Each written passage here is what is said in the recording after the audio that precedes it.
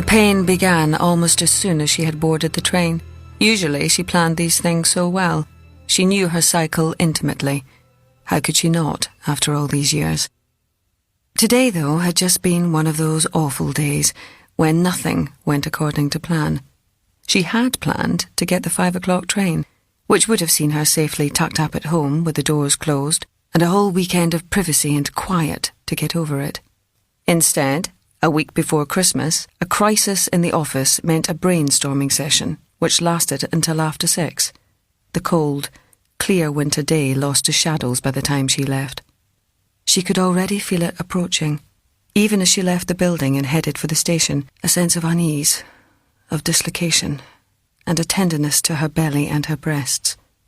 Her already short temper contracted even further, so that she almost bit off the head of the lazy clerk behind the ticket counter.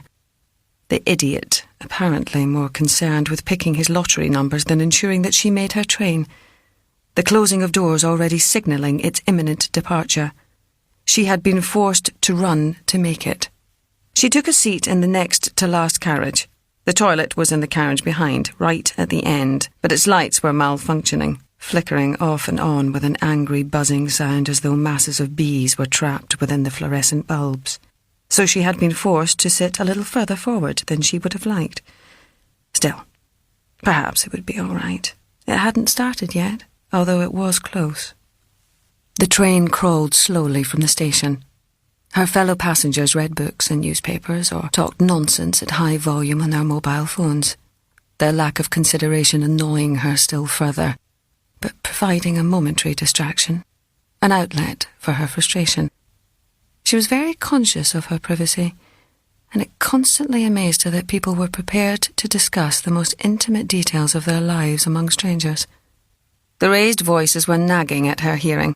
Her senses always seemed to be more acute at this time of the month, so that even moderately loud noises became difficult to tolerate, and she was more aware than usual of particular smells and tastes.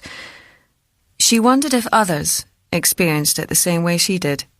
She could only assume that she was not unique in these sensations, although she was not the kind of person who would discuss such matters with another, even if she were not so solitary by nature. Towns flashed by. They were making good time. She allowed herself a little sigh of relief and breathed in deeply. As she did so, something rippled inside her. She grimaced and shifted on her seat. No! The train slowed, disgorging passengers at another station. Others rarely got on to replace them at these provincial towns, and she was used to spending most of her journeys in empty carriages, especially as her destination was the last stop on the line, her house a mere stone's throw from the station. She closed her eyes. Sometimes she felt lonely, living in the little village where every face was familiar to her, where every name was echoed dozens of times in the form of cousins, brothers, uncles, grandparents. Her parents had always kept themselves slightly aloof from the life of the community on the principle that good fences made good neighbours, and she was grateful to them for that. The round of meetings, charity drives, garden parties and festivals was not for her, but her desire to remain at one remove from them had given her a reputation around the village, particularly since she also chose to politely deflect the attentions of its menfolk. She had no intention of ever dating a man from the village, of permitting him access to the little secrets of her life. She knew these men too well and was not anxious to become one of their conquests. She had enjoyed some relationships in the city, but none that had lasted. She liked men who were prepared to permit her to keep her distance from them when she chose, who wanted their own space as much as she wanted hers, but such men were harder to find than one might think. The demands that she made led her to attract those who were merely seeking casual one-night flings, or those who claimed that they were quite happy to allow her the required degree of independence, but then, as time went on, grew more and more uncomfortable with it, and demanded that she adhere to the rules they chose to set for her and for the relationship. She had quickly learned that when a man said he valued a woman's independence, what it really meant was that he valued it only when it suited him. Another station passed, bringing her another mile nearer to home. The pain was stronger now, and she thought that she could almost taste something coppery in her mouth. She hated it. It really was a curse, but, as her mother had said to her in those first months of adolescence, bringing with them the strange, unfamiliar changes to her body. What cannot be cured must be endured. Looking back now, it was the shock that she remembered. Her amazement that her own body could do this to her, wounding her from deep within, bringing her discomfort, pain, and embarrassment, even as her mother had instructed her on what to do and how to prepare for it so that she was not taken by surprise. It was always easier to put up with in your own home, her mother had said, surrounded by familiar things, but you could not let it dictate how you lived your life. Yet, for the first few months, that was precisely what had happened. She was grateful and relieved once it had passed, but the relief only lasted for a week or two until it commenced once again its inevitable approach. The train arrived at Shillingford, the last stop before home. Soon she would be able to lock the door and remain within the walls of her house for the entire weekend. By Monday, it would all be over, and normal life would resume. The door at the head of the carriage opened as the train moved off, and two young men entered.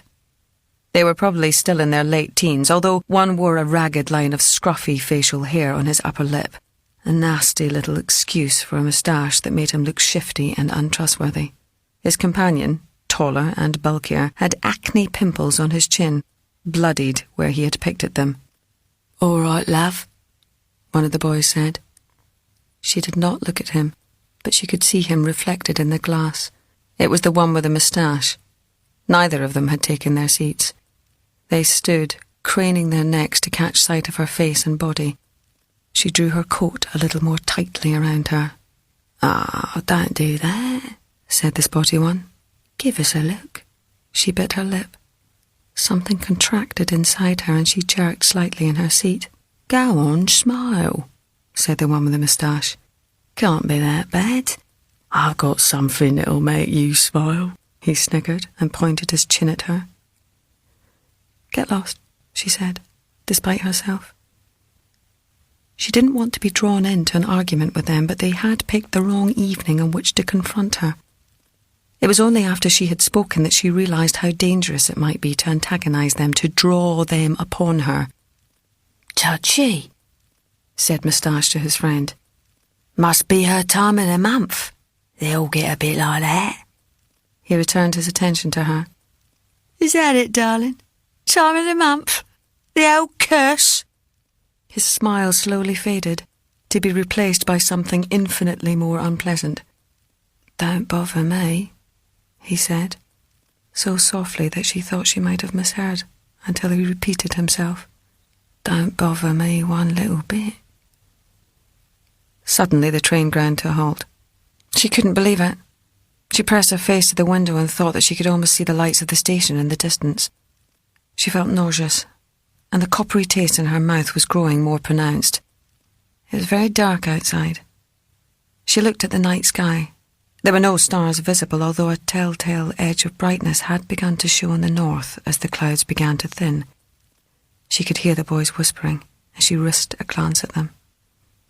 The one with the pimples was looking over at her, and she could see the lust in his eyes.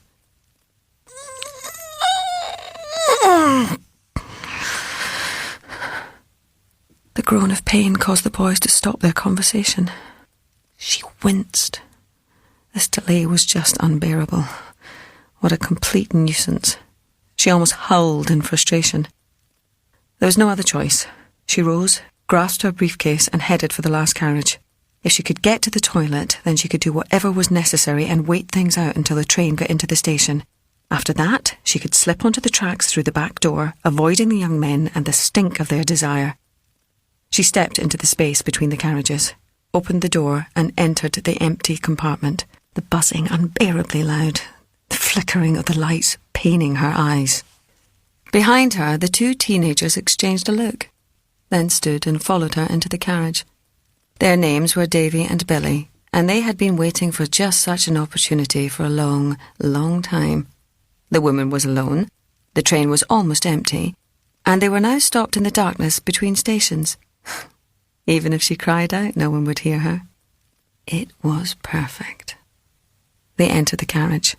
The fluorescent lights flickered and buzzed, then finally gave up the ghost, artificial light yielding to the moon's luminescence as a great, disk of white cleared the cover of the clouds and shone down upon the woods, the fields, and the silver body of the unmoving train. The toilet was ahead of them, at the far end. It wouldn't have much of a lock in it. On trains they never did. They were halfway down the carriage when the noise came from behind them. Something moved in the space between two seats, previously hidden from the young men by the shadows, the moonlight not yet penetrating its reaches. They turned as it unfolded itself, slowly rising up before them. There was a bad animal smell and a sound like a dog might make if someone threatened to remove the bone from between its paws.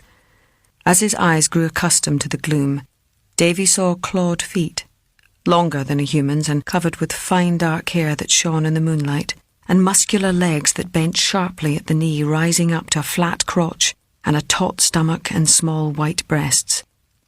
Even as he watched, more fine hairs erupted from the pores of the skin, colonising the fleshy places and turning them all to black. The tattered remains of a dress hung from the figure's arms and back, and as its fingernails curled in on themselves, Davy thought he saw traces of dark varnish upon them. The hair on its upper body was thicker than upon its legs and belly. It was denser and tinged with white and grey, as though a great cape had been placed across its shoulders. Then it emerged from the darkness, slowly advancing upon them, and the moonlight shone upon the woman's face. It was still changing, the features transforming themselves before his eyes, so that she remained clearly recognisable to Davy, like a figure glimpsed in a funhouse mirror, distorted yet still familiar.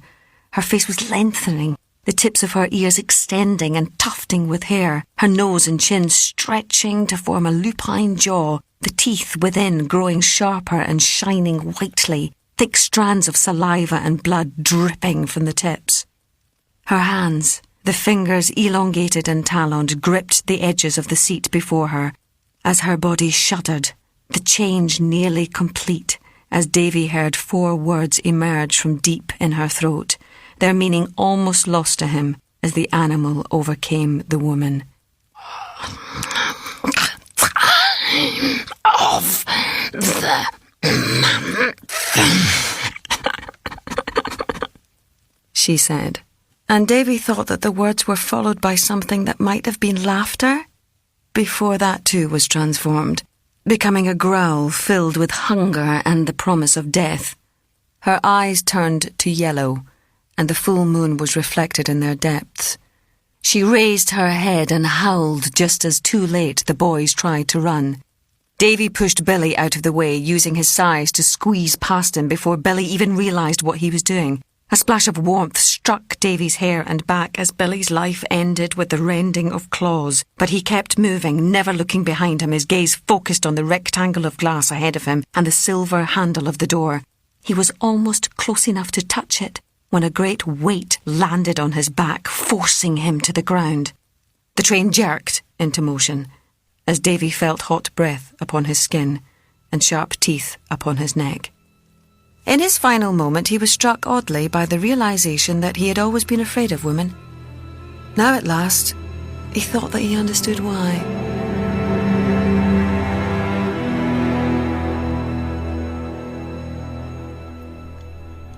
The cycle